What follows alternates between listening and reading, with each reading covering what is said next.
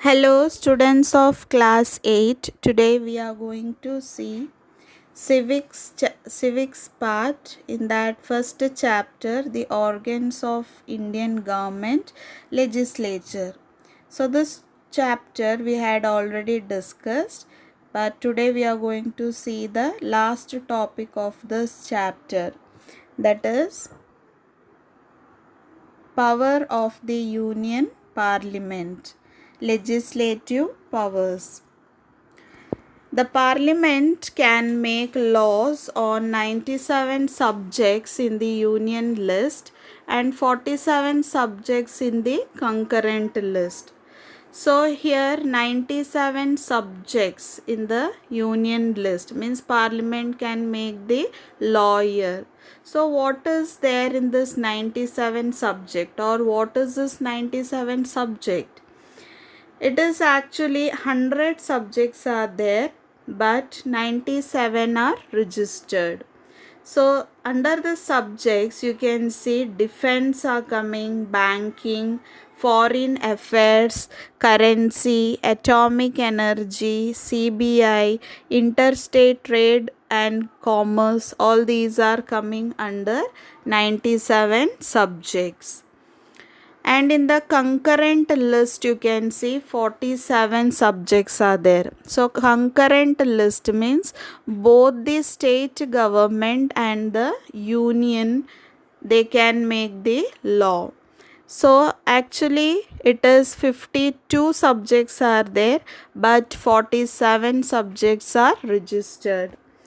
So under this 47 subjects you can see state government, education, forest, trade unions, marriage, adoption and succession, all these are coming under the concurrent list. And when you see the state list, you can see 59 subjects are there.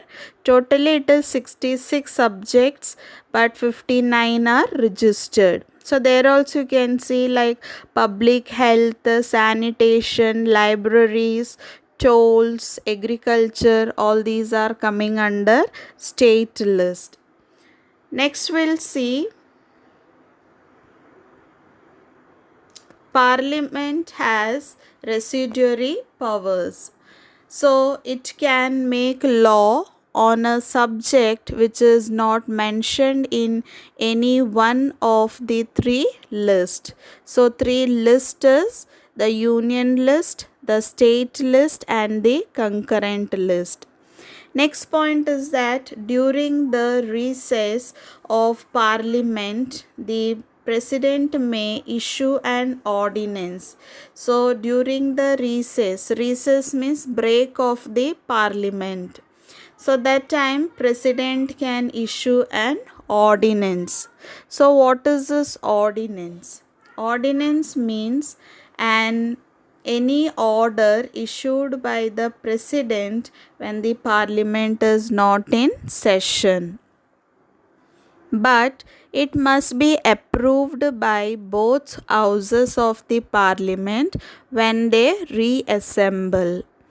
The ordinance ceased to operate for 6 weeks after the reassembly of the Parliament unless approved by the latter earlier. Okay. Next we'll see financial power. So Lok Sabha controls the national finance. It has the power to pass the annual budget of the union government for financial year. So here Lok Sabha exercises more powers in the money matters.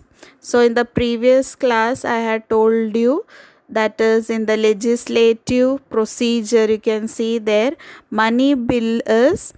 uh, money bill is introduced in Lok Sabha, isn't it? So Lok Sabha has the power to discuss on the money matters.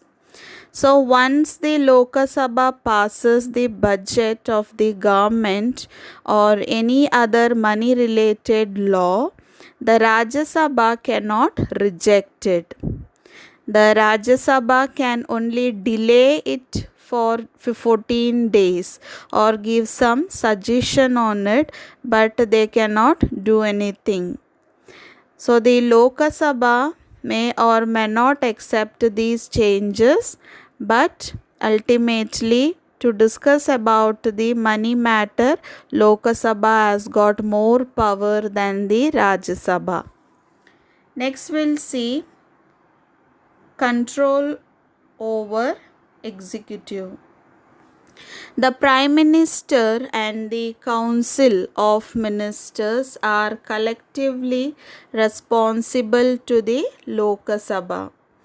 They remain in office as long as they continue to enjoy the confidence of the Lok Sabha by simple majority.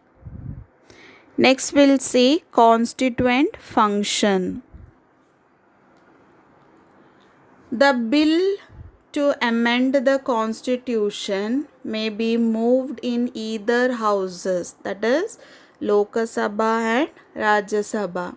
It has to be passed in both the houses by a simple majority or by a 2/3 majority as provided under Article 368 of the Constitution. Next is electoral function. The elected members of both the houses of parliament along with the members of the state legislative assemblies constitute the electoral college. So this electoral college elects the President of India. The Vice President of India is elected by MPs of both the houses. So that group is called as electoral college. The Lok Sabha also elects the Speaker and Deputy Speaker. Next we'll see judicial functions.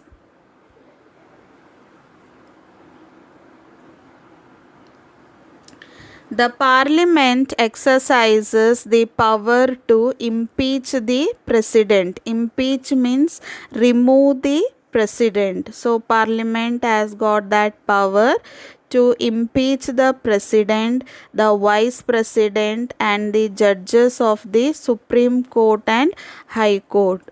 So this is done according to the procedure laid down for the purpose. The Parliament can also punish a person for disturbing its working or for showing disrespect for the houses as such. Next we'll go to the next topic, that is relationship and differences between the Rajya Sabha and Lok Sabha. So the Rajya Sabha has a secondary role than the Lok Sabha in all respects. It is a weak house in legislative, financial, constituent and administrative matters. In case of differences between both the houses, the decision of the Lok Sabha prevails. At times of joint sessions of both the houses may be called by President to resolve the differences, but here also the verdict of Lok Sabha prevails due to its more than double strength. Okay, so I hope everyone is clear with this topic. So go through the chapter once again. Thank you children. Have a nice day.